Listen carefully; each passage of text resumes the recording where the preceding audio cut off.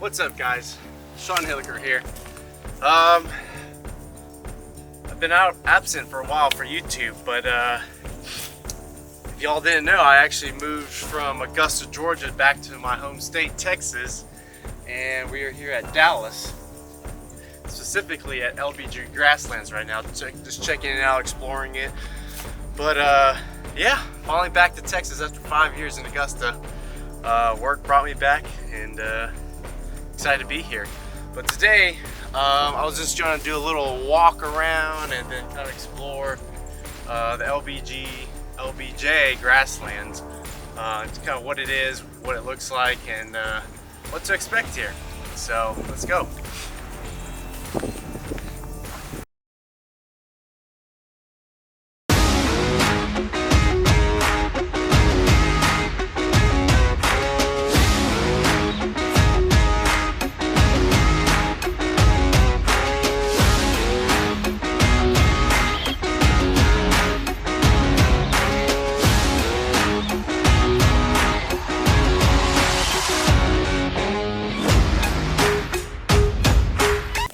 Okay guys, let's go with the start with a quick build of my truck.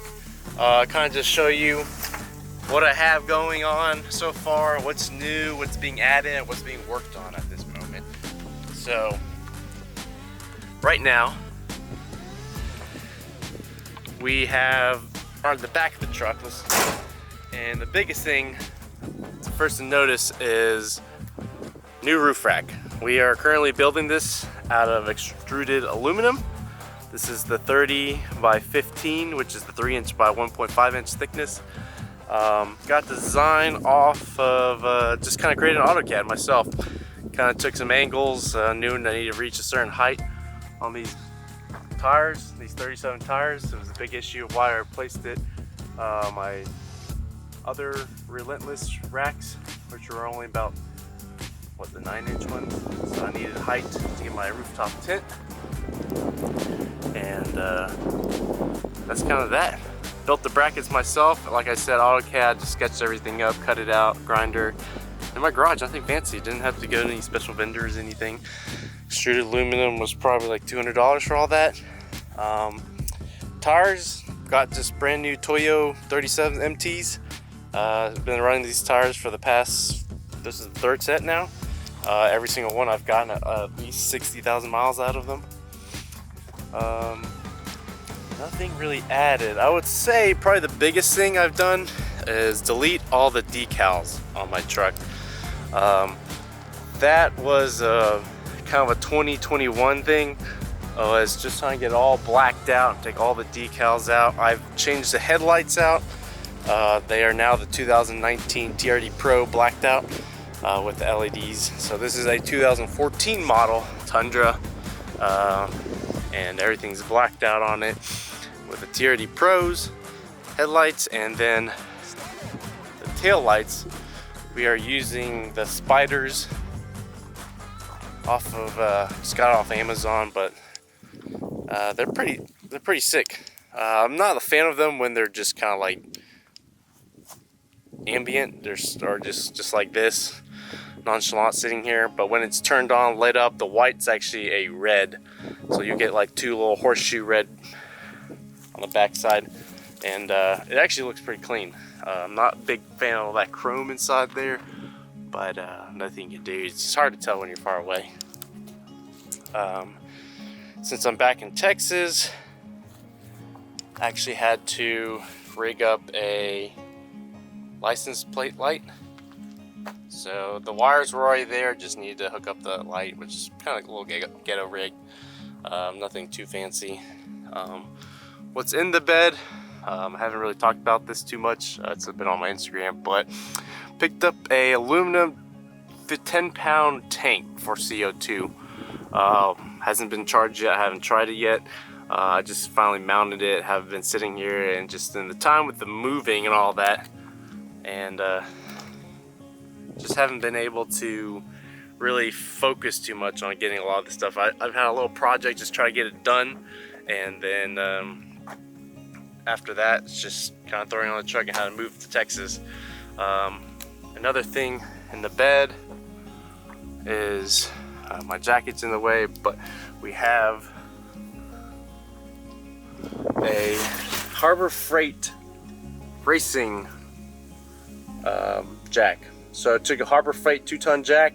I'll attach I use the skid plates, but you take the wheels off, and it's kind of replacing what the idea of the other jacks with wheels out there, other competitors. And so I didn't want to spend that much money on those. I decided to kind of build my own route, go about that route.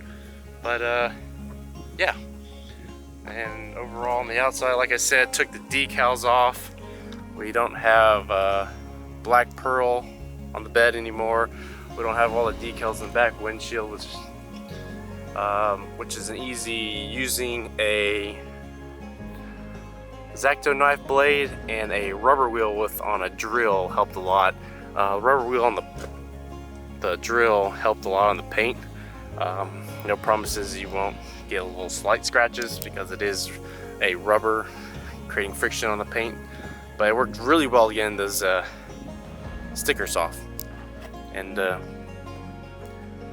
also got the TRD TSS, which is a TSS Gulf State package, which I got from Houston back in 2014.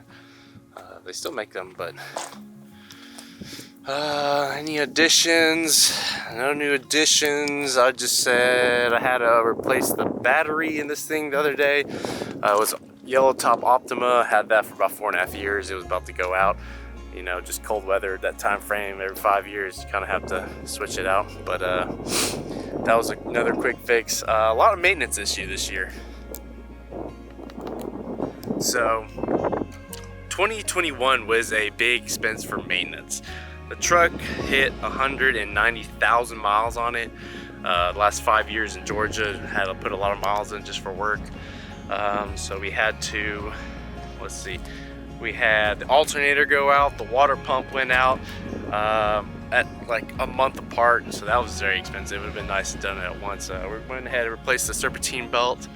I had a transmission issue, some codes. I'll throw up the codes up there, but they were a transmission issue, and I thought it was because I never changed the fluid at 100,000 miles. So we're at 185 at the time, or 180 when I had the transmission. So I went ahead and tried to change it. It's highly recommended not to do that after 100. If you end up skipping it, just go ahead.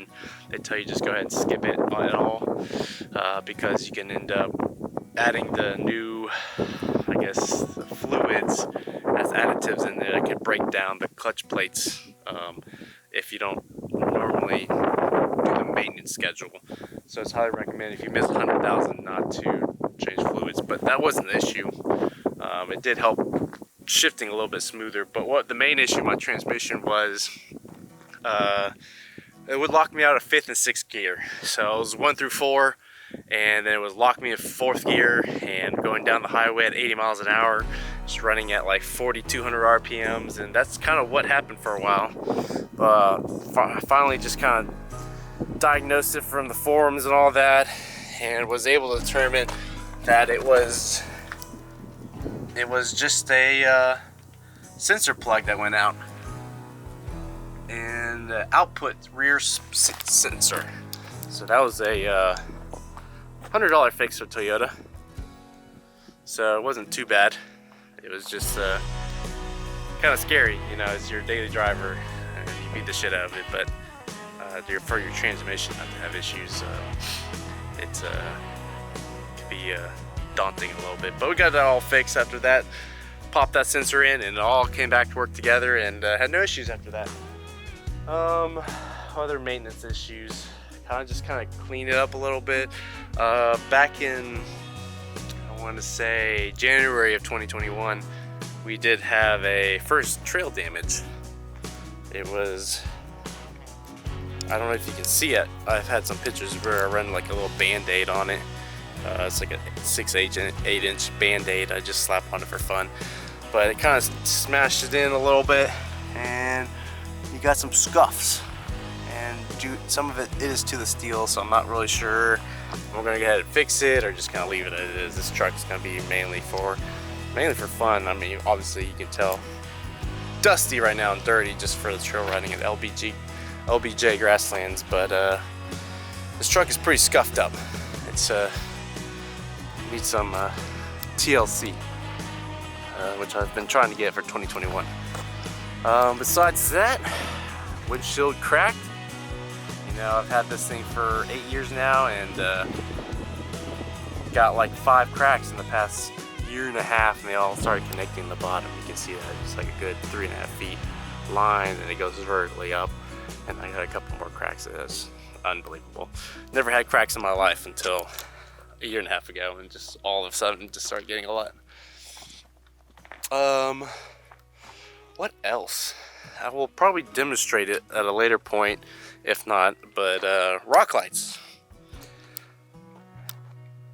North Florida Tundra realtor, he actually sold me some Procomp rock lights. 3 sets, so 4 in the middle and 4 in the rear, so 12 overall. It illuminates. I usually mainly drive it with the lights on during the early mornings, late nights. It looks pretty cool. It's not your typical up in the wheel well, but it's lit the concrete and the tire placements. That's the biggest thing that was for me, that I wanted to achieve. And from there, nothing too more maintenance wise after that. It was just trying to keep this puppy going. Like I said, 190,000 miles on it, 2014. Hopefully trying to reach at least 300,000 before I decide to get another truck, or you never know, life stuff comes up. Got them. And this is where we are today. So that's kind of a quick walk around. I mean, I don't really do the deep rig walk arounds. I just kind of do updates if I can. But this is what she looks like. But yeah, overall, where am I at? LBJ Grasslands. So like I said, got back to Dallas, just moved here about 3 weeks ago, went on vacation, came back. Beautiful, very rocky terrain, deserty, a lot of mesquite, tumbleweed type. Reminds me a lot of college when I went to Lubbock, Texas Tech, and it's a very interesting scenery, different from the East Coast. I'm used to trees, a little bit of mountain terrains, the Georgia red clay. Here it's just dust, white rock, sunsets, literally like sunsets. It's gorgeous out here. So yeah, follow me some more. I will try to update more often now, since I have a better job, better hour job, and hopefully I can pump out more content for y'all guys. And here we go. What's up, guys? Just got to the Cottonwood Lake at LBJ Grasslands, and we're at the dam. As you see behind me, all the way across, and then you got the road coming in. But dang, look at this sunset on a cool Texas sunset on this lake. Unbelievable. Absolutely amazing. It's like the tranquility and like the peacefulness out here. I mean, you could barely hear any cars far away. I mean, that's how, so far away. That's because it's so quiet out here. Out here, you just hear the grass and the winds, honestly. It's pretty crazy.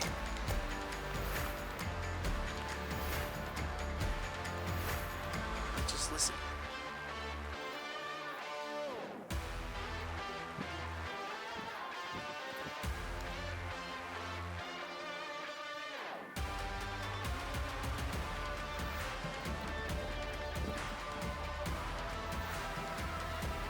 Like, honestly, listen to that. It is so dead quiet.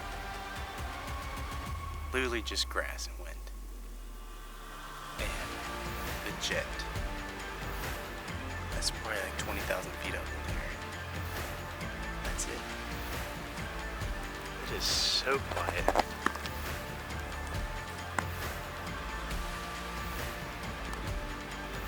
gosh, I wish I brought my tent and camping gear. I was just exploring it out here today. So it's definitely a comeback place for sure. The drive here, I mean, it's nothing magnificent off-roading wise, but it's just a very chill, primitive camping. There's no restroom, there's no nothing. There's no power. It's just bring your firewood, bring your cooking stoves, and man, God, I can't wait to see the stars at night. Well, there you have it, guys. LBJ Grasslands. I know I didn't get to show you really too much of the park. There wasn't really much to show. I could have thrown up some GoPro footage, but honestly, mainly it's just a lot of dirt roads with a lot of camping spots and great views. Nothing technical whatsoever, so it wasn't really much to film there. But many great camping spots that are great views, so I highly recommend that. I know I'll be going back there more often, knowing that it's only an hour and 20 minutes from the Dallas side, in the DFW area, so it's a great primitive camping place. You don't really get that too much in Texas, so that's a great thing to have. I know from a technical off-roading aspect side of it, there's not much there at LBJ Grasslands, but Northwest OHV Bridgeport Off-Road Park is actually only about 15 to 10 minutes away. Very good off-road park. I actually just went to that last weekend, so I'll be posting a video about that pretty soon. But from an LBJ Grassland standpoint, highly recommend. Great camping spot, great views, and can't say enough more about that. I know I'll be going there more when the temperature drops a little bit right now, because it's a little cool than what I want to right now. I mean, we're getting out in the 20s, and I want to be kind of in the 40s that night. So looking forward to that. So pretty soon I'll be going, and hopefully maybe I'll put another video of it in actual camping. So if you like the content, guys, like and subscribe. I'll be posting more, and stay tuned. See you later, guys.